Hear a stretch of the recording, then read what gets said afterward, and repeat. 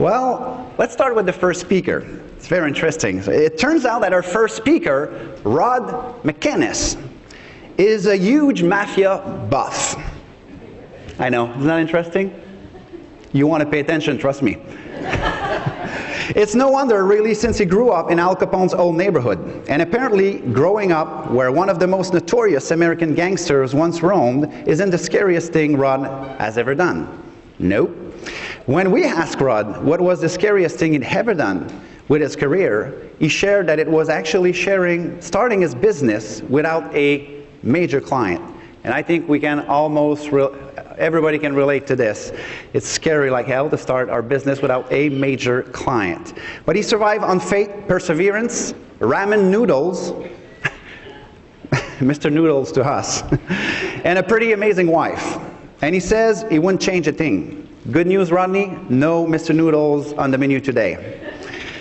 From the selling cups of lemonade in front of his parents' Southside Chicago home to growing a multi-billion-dollar business unit of TD Waterhouse 50% in just 18 months, Rod McKinnis has been in sales his entire life. His book, Sales is Simple, From Luck to Leverage, was an Amazon bestseller.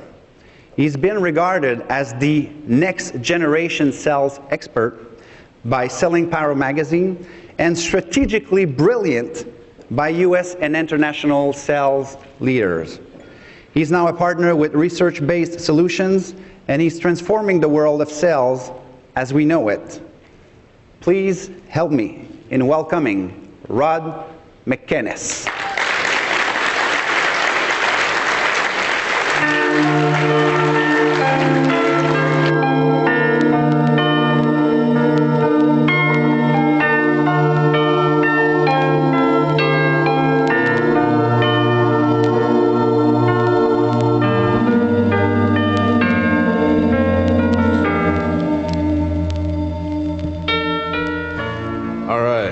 You guys hear me okay? All right. Well, I first want to thank Greg and Stephanie and the team for the invitation to come out to speak to you today. I feel like I'm among royalty in Canada. So I do appreciate the invitation. It's a pleasure to be here. I bring you greetings from Phoenix, Arizona. It's a little warmer back there. I've been out in Phoenix for the last 16 years. I'm originally from Chicago, as Martin had mentioned, and somehow I got a sneaky suspicion Mr. Noodle is not going to be the last time. That's not going to be the last time I hear Mr. Noodle for today. So I want to thank you guys for that. But yeah, I've been out in Phoenix for the last 16 years. My wife and my two kids. My wife, she and I have been married for 18 years. Same woman, 18 years. She has a great right hook. I have two boys. 16 and 13, soon to be 14. And my oldest actually was ranked 17th in the country for basketball as an 8th grader. Thank you. Thank you. My youngest, now get this kid is 6'4" at 13. Size 16 shoe. He's gonna be a big boy. So needless to say, the retirement planning in the McKinnis household is going very well right now. But I got a lot to cover, and I have a short time. I only have 60 minutes, but I want to just get into it. So as we talked about in terms of my bio, let me just give you some background how all this gets started. Back in Chicago, when I got out of grad school, I joined the brokerage industry at the time. And for those of you, well, you all know, it's not an easy industry to get into right away. And so I had an opportunity to bounce around to a couple of firms that ended up at Waterhouse Securities back in 1992. And at that time, the industry was a little different. We were very reactive organization. And we had to figure out how to become proactive. Because in 1996, a small company from Canada by the name of Toronto Dominion came and made Larry Waterhouse an offer he couldn't refuse. And he bought Waterhouse Securities. And given the nature of Toronto Dominion and the fact that they were looking for ways to drive more shareholder value, they wanted us to be part of the engine to drive that value. But there was a problem. Because we were reactive, we really were not proactive in sales and generating revenue. So we had to get smart about what we did. We made a lot of mistakes in that transition. And long story short, during the transition, I was exposed to a methodology and a set of concepts that in my last stint with that firm enabled me to grow a multi-billion-dollar business unit 50% in just 18 months. And that is not by luck. I'm going to share with you some of the things that we did to actually grow that business that fast. Okay? As you mentioned before, I actually wrote a book about it, Sales is Simple from Luck to Leverage. I'll have some copies available after or during the break. And from that experience, I was able to go out and become partners with a group of people. And now we're going out and talking to organizations throughout the globe, as a matter of fact, and helping them improve their overall sales results. I had an opportunity to go out to Milan, Italy, and speak to 200 executives on how to improve sales. We have a 100% success rate with all the companies that we've engaged with. We don't miss. So I'm going to share with you exactly how we do that. All right, so I know it's early in the morning, and Martin did a good job of getting you guys awake, but I want to crinkle the cortex just a little bit if I can. And I love a very interactive session, so feel free to participate. Can you guys participate with me? All right, all right. So what I'd like for you to do is take a look at the sequence of these numbers. Take a look at the sequence of these numbers, and based on the sequence of the numbers, who can tell me what explains the sequence of the numbers? Here's your hint. The answer is amazingly simple. What explains the sequence? The answer is amazingly simple. All right, I know I'm in a room full of salespeople, financial professionals, so put a little incentive out there. I got a fresh greenback for the person that gets this right. That's a dollar bill, by the way. Don't get too excited. We're still coming out of this whole recession thing, right? But what explains the sequence? The hint is the answer is amazingly simple. Up one, down two, up one, down two, up one, down two. The answer is amazingly simple. No, good guess. That's not right. I'll give you a couple more seconds. Anybody? All right. The answer is they're in alphabetical order. 854-97632. They're in alphabetical order. I told you the answer is amazingly simple. Why have a riddle like this, and what does this have to do with sales? Listen, gang, if you pay attention to the things that I cover today, your ability to influence your clients and prospects will become amazingly simple. Okay? The ability to influence your clients and your prospects will become amazingly simple. But I first have to warn you, the things we're going to talk about flies against the grain of conventional sales wisdom. Okay? So I need everybody to have an open mind as you receive this information. So I'm going to ask everybody to raise their right hand. Repeat after me. Rod, I will receive this information, with an open mind. Okay, we can proceed. All right, so here's another riddle for you. There was a company that grew revenue to $7 billion a year without spending $1 on major TV advertisement for its main product. What company do you think that is? Costco, not Facebook. Well-known company. Not Walmart. Starbucks. When was the last time you saw a Starbucks coffee commercial advertising just the coffee? You haven't. Why not? They don't sell coffee. They don't have to. Why not? How did they get to that point? They don't sell coffee. You're close. But how does Starbucks generate so much revenue without spending any money on advertising? Quality?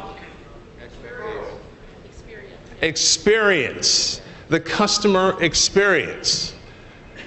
How many of us have gone to a Starbucks coffee shop? What happens when you walk into a Starbucks? Chances are you're going to be in the back of a line, right? But the line usually moves pretty efficiently, right? By the time you get in, there's some light music or light jazz playing in the background. You look out in the landscape, you see people sitting in comfortable furniture, having effective meetings, sometimes interviews. By the time you get to the front of the line, the barista is there with an abundance of energy ready to prepare your drink. Sometimes too much energy before that first cup of coffee, right? And if you go there often enough, they know you by your name, know how you like your drink prepared, and have it properly prepared for you, just the way you like it. Many people will confuse that with customer service, but it's the customer experience. Let's talk about that for a second. So, again, I'm from Chicago, and I kid you not, whatever season we were in downtown Chicago, when people walk down Michigan Avenue, again, winter, spring, summer, fall, they would turn the logo of that cup as they walk past you to know that I just went to Starbucks. The customers have become advocates for the business. They sell for the business. The cups themselves have become status symbols, if you will. It was cool walking around with a Starbucks cup. It created a customer loyalty that was so strong that we didn't mind paying a 280% premium for the coffee. Think about it. You can get coffee anywhere for $1. Many of us choose to go to Starbucks and pay about $5 for a cup of coffee because of the customer experience. How many of us would like to have that type of business where it didn't matter what we charged, people would pay for it because of the experience that we offer? Okay, we're going to talk about it. Okay?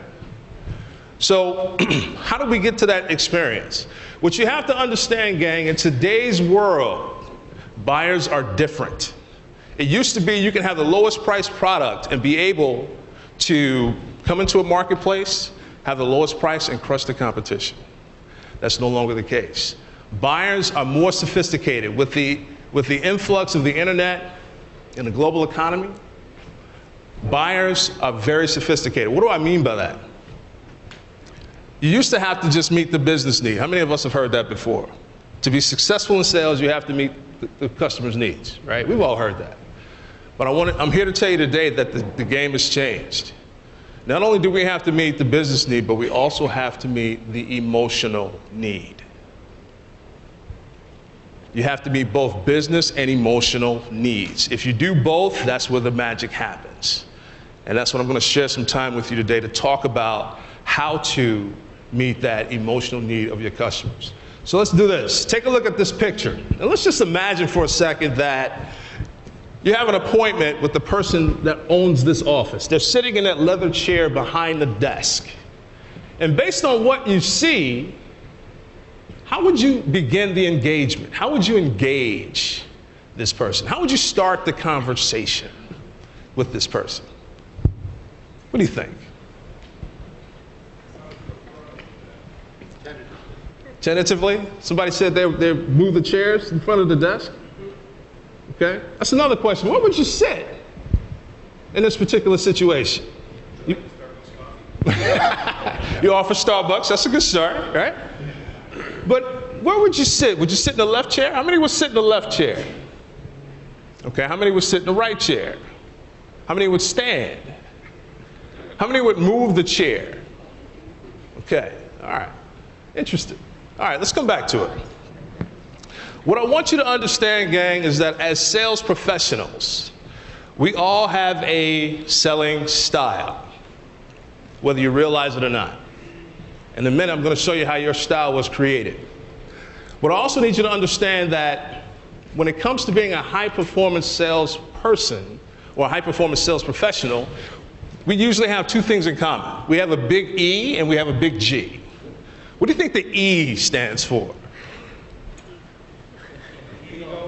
No, Martin actually touched on it in the opening. Energy. Top salespeople have an abundance of energy. We realize that sales is not necessarily a 9-to-5 job. How many of you actually work 9 to 5? That's what I thought, okay? But we also have a big G. What do you think the G stands for? Goodness. Not goodness, goal. In other words, goal-oriented. Top salespeople have an abundance of energy and they're extremely goal-oriented. They know exactly what they want to accomplish within a specific time frame. But there's a challenge sometimes that comes along with this. Sometimes, instead of having your energy go towards getting the goal achieved, something becomes more important. And that something is an emotional need that we all have. As humans, we all have emotional needs. Okay? What I'm going to share with you is that in sales, we find that there are 4 specific emotional needs that have an impact on sales productivity. And I'm going to introduce them to you. The first one is the need for control. The need for control. In other words, very controlling. The second one is the need for attention. We refer to these types of people as performers. I'm going to get in more depth here in a second. Then there's the need for information. We refer to them as analyzers. Very informative. And then there's the need for acceptance. We refer to them as empathizers. So these are the 4 selling styles, if you will. The need for control, the need for attention, the need for information, and the need for approval or acceptance. And sometimes as salespeople, one or more of these emotional needs will become more important in our sales process, in our sales interactions. And whether you realize it or not, you could be positively influencing your interactions or negatively influencing your interactions. Here's what I mean. I'm going to share some things with you. So if you look at the 4 quadrants and the different emotional needs, let's start with the commander quadrant, the control quadrant. We refer to them as commanders. These people love to construct and build. They love to take control. They love to make decisions. They love to be business heads or department heads or heads of state. When you think about people like this, think about people like, you guys ever watch the Idol franchise, the American Idol? Do they have a Canadian Idol here? Okay. I don't watch them. You know, when my wife is watching, I may walk past the TV and kind of glance at it. But there was this one guy on that show by the name of Simon Cowell. Anybody familiar with Simon? All right. Simon is the perfect prototype of what a commander looks like, sounds like. Very direct in his communication. Didn't hold anything back. He was right between the eyes when he was giving feedback to the contestants, right? All right, so that's what a commander looks like, sounds like. Let's go down to the analyzer. Analyzers are very informative. Everything is black and white in their world. They love process. They love order. They love structure. They love data, charts, graphs, research. They love watching news informative programs, CNN, CNBC. They love technology. A perfect prototype of an analyzer would be someone like Bill Gates. Okay? Then you have the performers. I love the performers, actually. My 2 sons, they both are performers. Performers have a very high need for attention. They need to be seen and heard. They need to feel like they're the center of attention. They also need to feel like that the world evolves around them.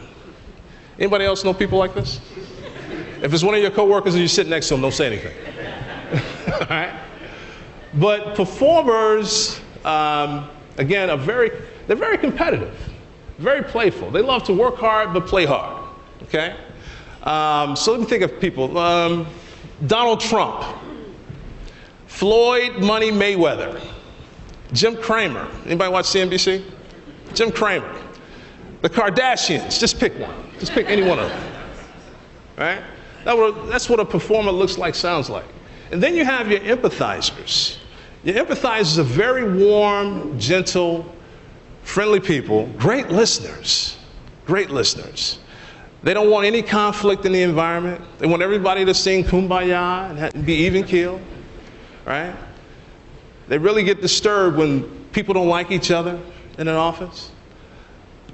People like this would be people like Oprah, Katie Couric, great interviewers, okay? The thing I want you to understand, gang, as salespeople, is that we all have these. We all have it. We all have these emotional needs as salespeople. But somehow in our experiences, in our environments, in our upbringing, some of these emotional needs have become more dominant than others. And with that dominant behavior in place, intact, and you being in sales, that creates your selling style. For example, if you're an analyzer, you have a high need for information, and you're in sales, you're more likely to over-deliver information in your interactions. I'll give you a classic example. We have an assessment tool that tells us exactly where people fall in terms of their selling styles that we use when we engage with organizations. And we were engaging with this organization in Texas, in Houston, as a matter of fact. Actually, it was Galveston.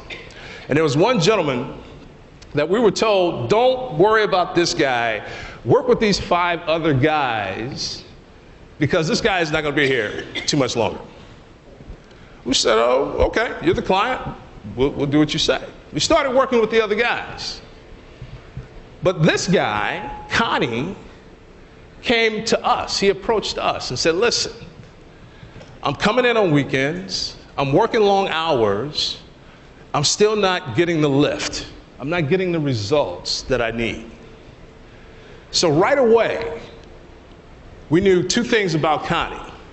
He has a big E and he has a big G. He's working late, he's coming in on weekends. We can work with that, okay? So Connie approached us and we shadowed him. We observed his interactions.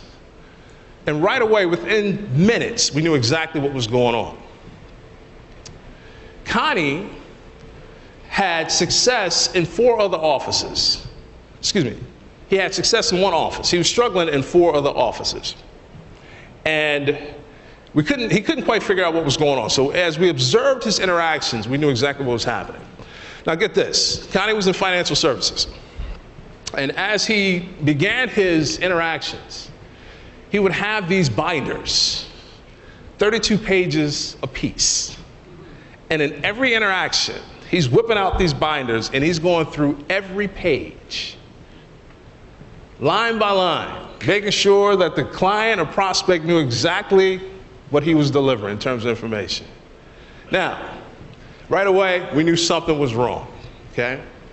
Right away, we knew that he had a high need for information. And as we tested him out and evaluated him, he scored a 90 in the analyzer quadrant. 90, from 1 to 100, he scored a 90. That's high. And so we started working with Connie and we shared with him, Connie, not everybody wants to see all this information. And he comes back to us and says, well, I'm very successful in this 1 office. Now, is anyone familiar with Texas? Well, let me help you. In Galveston, there's a major industry there, NASA. So as Connie is sitting down with these rocket scientists and engineers and going through these binders, there's a love fest because they're analyzers. But in the other 4 offices, not so much. So what am I saying, gang? Listen, buyers are more sophisticated. As salespeople, the challenge or the trap that we fall into at times is we impose our selling style on everyone that we talk to. Not everyone buys the way you sell, okay? We actually force that prospect or buyer to conform to the way that we like to communicate and sell. We found that a more effective approach is, instead of imposing your style, recognize your buyer first, and you make the adjustments on your side. Does that make sense? Recognize if you're talking to an analyzer, be deliberate with the information, share it. They love that. That's how you meet that emotional need. If you're talking to a person that has a high need for control, instead of dominating the interaction, ask questions, allow them to answer, make decisions. If you're talking to a performer, allow them to think that they're your number one client. If you're talking to an empathizer, be relational. Share with them. Let me tell you something. Customers and prospects find value in your ability to connect. I'll say it again. Customers and prospects find value in your ability to connect with them emotionally. Oftentimes we get into this argument, or I shouldn't say argument, but debate with prospects and buyers around price. Let me share another tidbit with you. Price is only an issue in the absence of value. Price is only an issue in the absence of value. If you can help that client or prospect recognize the value that you're bringing, the price does not matter. Starbucks has proved it for us. Okay? All right, so let's talk about this some more. So the key, gang, is having balance. Having balance, recognizing where you're out of balance in your different quadrants and balancing it out so that you have mass appeal. Because in a minute, I'm going to show you how, without even knowing it, you're probably positively influencing some relationships and you're probably negatively influencing some relationships. So we're going to talk about those, okay? But the key is balance. You know what's interesting? You know what the TV producers in Hollywood have figured out? If you get people that are out of balance, in other words, they're out in the white zone, and you put them on one island or in one house, you got a reality show. Seriously, that's why those reality shows are so delicious. Because we'll watch it and think, who would act like that? You know, I had a friend of mine who was trying to get on a reality show. She's a former model. She was trying to get on the show called She's Got the Look. It was a reality show about former models. And she got a second cast call, had to fly out to LA. And she's so excited, sharing the information with me, and I'm just sitting back, just with a smile on my face, didn't say anything. She goes out, second cast, didn't get the call. Came back, very upset. And I had to share with her, there was no way you're getting on that show. And she couldn't believe I said that, but I was just trying, it was my way of comforting. But I had to share with her, there was no way you were going to get on that show. She said, well, why not? I said, you're normal. Those TV shows, they don't want normal, they want extreme. When you have extreme, out of balance behavior, you have unpredictability. And when you have that, you have entertainment. And that's why we watch the reality shows. So let me share with you how this works. So again, the key is balance. So there was an NFL sports star by the name of Terrell Owens. Anybody familiar with Terrell Owens? Can we all agree that he has a high need for attention? Just a little bit? Okay. All right. So back in 2004, he actually played in the Super Bowl with the Philadelphia Eagles. Any Philly fans in here? Philadelphia Eagle fans? Okay, you poor thing. All right, you can relate to this. So he played in the Super Bowl. He actually was not even supposed to play. He had a hurt ankle 2 games prior. Wasn't sure. It was a game time decision. He actually ended up playing. He had 100 yards catching and had a great game. Great game. But they lost. You remember that? They lost. But had they won, he probably would have been an MVP candidate for the Super Bowl, major stage. Okay? Now, because of that accomplishment, because of his performance in that game, we would say that he was balanced. He was confident. He was here. He was balanced. Now, after that season, the very next season, he tried to renegotiate a contract that he had just signed that year based on his performance, because he would have been an MVP candidate. You need to recognize that I am now a franchise player, and he tried to get a new deal. Didn't get it right away. He held out of training camp that following season. Now, as he held out of camp, he did what only a performer would do. He called a press conference so that TV cameras and crew can come watch him work out on his front lawn. Anybody remember seeing that? It was hilarious. He's doing push-ups and sit-ups on his front lawn, and the cameras are there watching him. It was unbelievable. Can you imagine being the PR person setting that up? Yeah, we'd like you to come out to T.O.'s house, watch him work out. He's going to do some one-handers, some jumping jacks. But they showed up. They were there, right? So, held out of training camp, still didn't get his deal. Eventually came back to camp, had a Hall of Fame, I shouldn't say Hall of Fame, but he had a great season. So during the time that he was calling his own press conferences, he became more animated in the media and playful in the media. Came back to camp, came back that season, scored his 100th touchdown, major milestone for an NFL receiver. Anybody recall what Philadelphia did to celebrate that? You remember? They did absolutely nothing. What do you think that does to a person with a high need for attention? He started blasting his teammates, his quarterback, his coaches, his ownership, to the point where, again, he was a distraction, and it got to a point where they couldn't control him, and they had to let him go. They had to cut him because he was way out of balance, way out of bounds with his distractions. So how does a person go from being a potential MVP candidate to being completely disconnected with the organization within months? Listen, he had an emotional need that grew way out of balance, and it was never brought back into check. This happens all day long in sales organizations.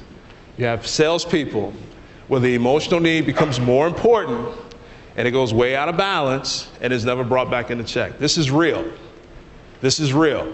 We're seeing it with a lot of our young entertainers and young athletes today. Britney Spears, 2002, Princess of Pop. 2006, shaving her head in public for no apparent reason. It's real. Tiger Woods, I'm not going to touch that one. Not going to touch it. But my point is this, gang.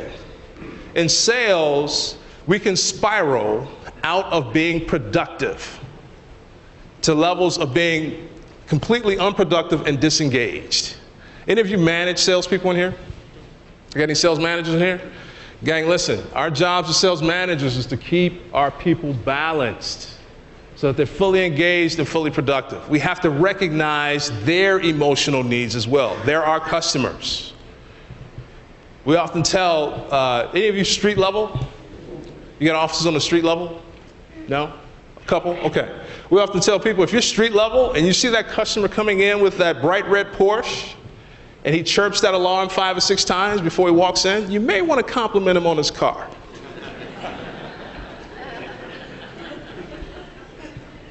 Why? Because you create that emotional connection within seconds. If you do this right, gang, within seconds, people will develop a liking for you and have no idea why. No idea. It's almost illegal. They'll think there's something about, I don't know what it is, but I like you. And we all know that people like to do business with people that they like. So you want to forge a long-term relationship within seconds? Recognize your buyer and the emotional needs that they have and adjust your style to them, okay? The key is balance, gang. That's what the bullseye represents in the middle. You want to be able to have mass appeal to the different people that you're going to be coming across. Instead of imposing, recognize those buyers and adjust to them to meet their emotional needs. All right, now let's go back to this. Based on what we talked about so far, what type of buyer do you think you're dealing with? Somebody say commander? Everybody agree? How do you know? Captain's chair. Yeah, notice the chairs. It's very subtle, but now that you know the intelligence, you can see it. Notice the executive chair. Also notice the 2 minion chairs. Notice the dominance of the desk over this little slither of wood. It's real. This is a person that's trying to establish authority in the environment. If you want to connect with this person right away, you want to allow them to think that they're controlling the interaction, but it's really you pulling the strings.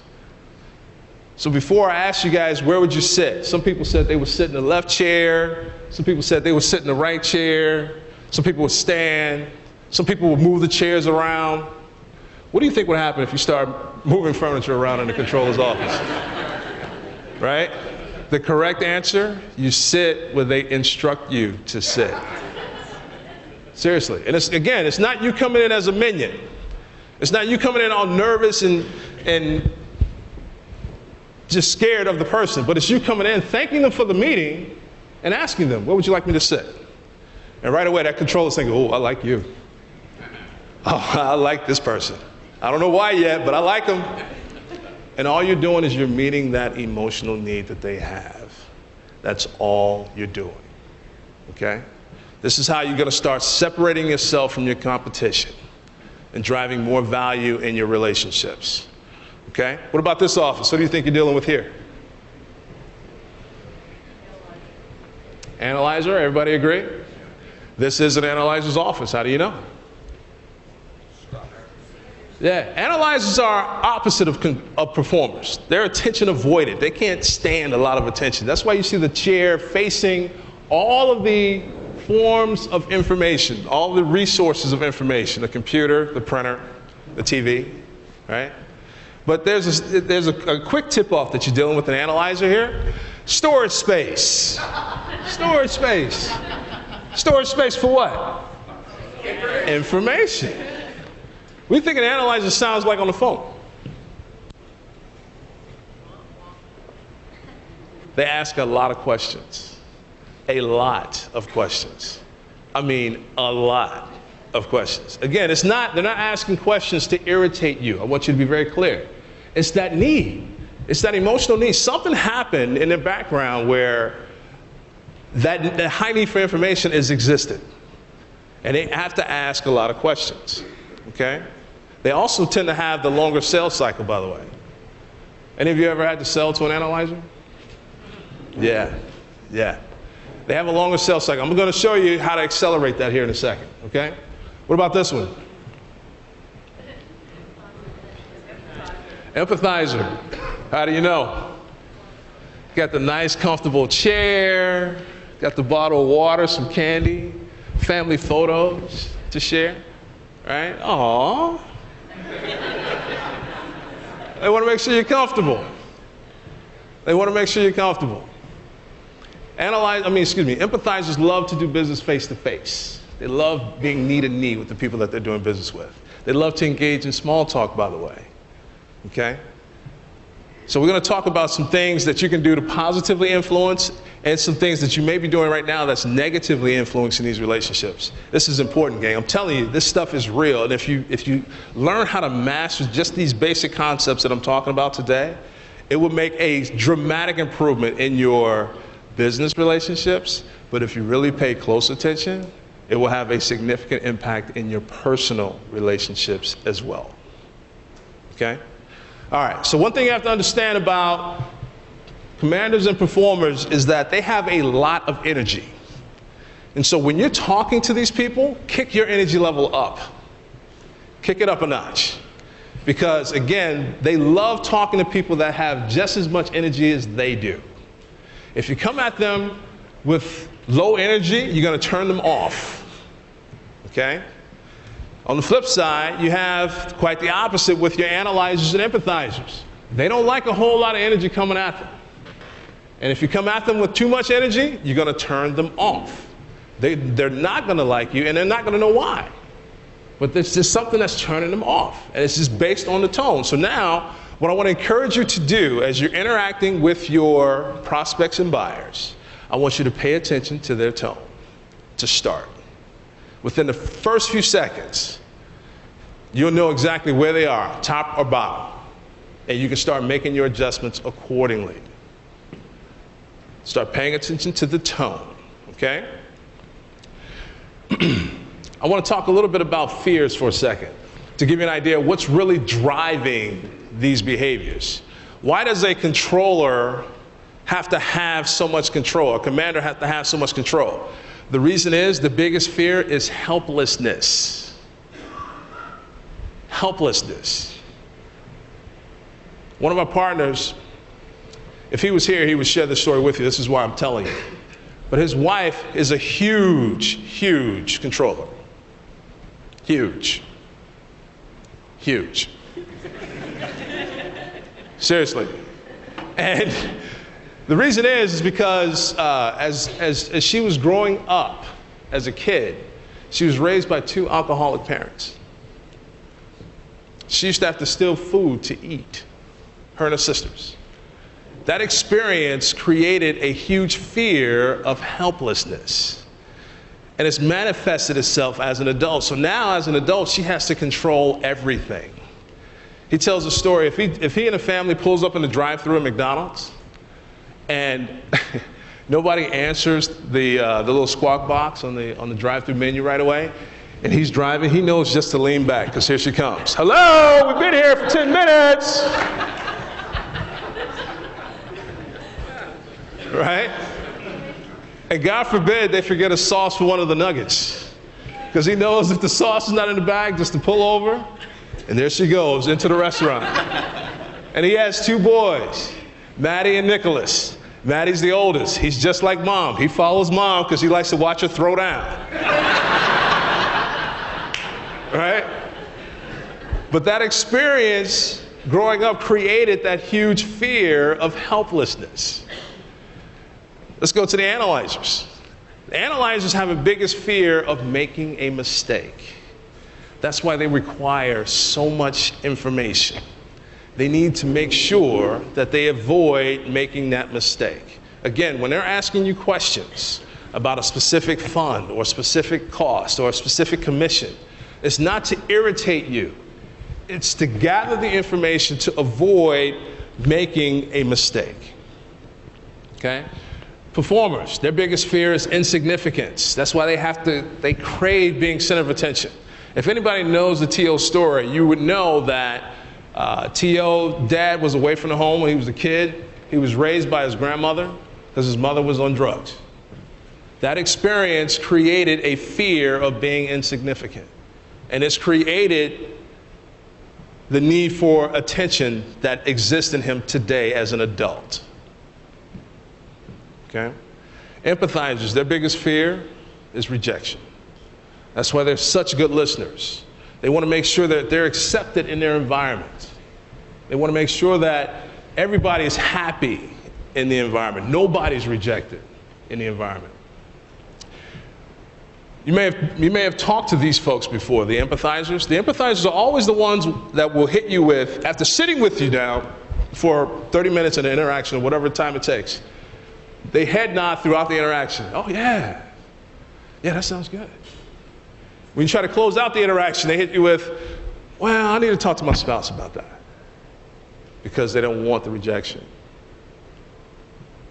They don't want the rejection.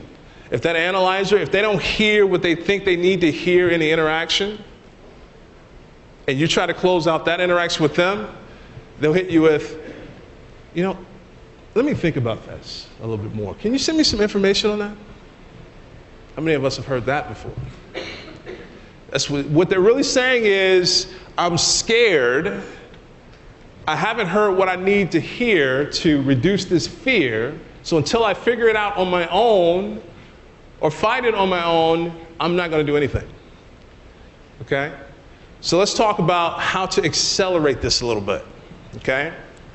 Because I've been in financial services all my life, and my experience is that you're going to be talking to analyzers more often than not in financial services. So I want to share with you some things that can help accelerate the sales interaction. So I want you to write these down. They're not in the presentation, but these are called the 7 inspirational benefits. The 7 inspirational benefits that inspire people to take action. Okay? 7 inspirational benefits that inspire people to take action. The first one is make money. If you can show someone how to make some money, you have their attention. The next one is save money. save money. Number 3, save time. Save time. Number 4, offer convenience. Offer convenience. Number 5, offer safety. Offer safety. Number 6, reduce risk. Reduce risk. And number 7, minimize worry. Minimize worry. Okay? Make money, save time, offer convenience, offer safety, reduce risk, minimize worry. Okay, now, let's go back to the analyzer for a second. We now know that analyzers have a high need for what? Information. And their biggest fear is what? Making mistakes. Out of those 7, which ones do you think resonate more effectively with an analyzer buyer? Risk, reducing risk, minimizing worry, safety. In your dialogue, I'm going to encourage you to get used to using those 3 benefits when you're talking to your buyers and prospects, because those are the things that they're waiting to hear to take action. Okay? As they're talking to you, that fear of making a mistake is on a constant rise. And until they hear things like reduce risk, minimize worry, offer safety, they get calm and they're ready to move forward. If they don't hear it, that fear of making a mistake is going to stay at an elevated level. And that's when they're going to hit you with, let me think about it. Can you send me some information on that? Okay? So get used to those. Let's talk about the controller. Which ones do you think the controller would be most interested in? Save money, save time. The third one would be convenience. Save money, save time, and convenience. What about that performer? There's only one. It's real easy. Making money. That's all they care about. That's it. Now, the empathizer is a little tricky. Let's see if you can figure this one out. There are 2 for the empathizer. Which 2 do you think will resonate more effectively with an empathizer buyer? Minimize worry, because empathizers are easily overwhelmed. Easily overwhelmed. Okay? But there's one more. Not safety. Not convenience. Who said it? Time. Time for who? Family, friends, anybody in their relational circle. Okay? So if you can talk to an empathizer of how they can have more time with the grandkids, or have more time with their spouse, allow you to do your job as the financial advisor, that inspires them to want to take action. Okay? All right, we're going to wrap this up, because I'm going to try to give you back the 10 minutes that we were behind. All right, now, a couple other things. In your dialogue, I want you to start paying attention to the emotional behaviors of your buyers. We talked about tone, top half, bottom half. Top half, kick up the energy level. Bottom half, tone it down.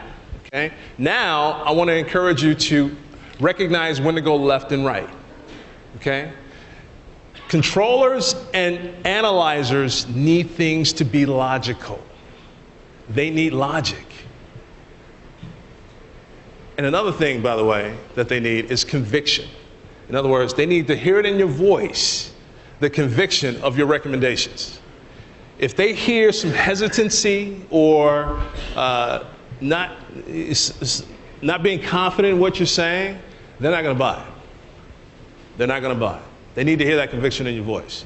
So in other words, the lefties, the controller, the commander, analyzers, they need logic. The folks on the right, the performer, empathizers, they need rapport.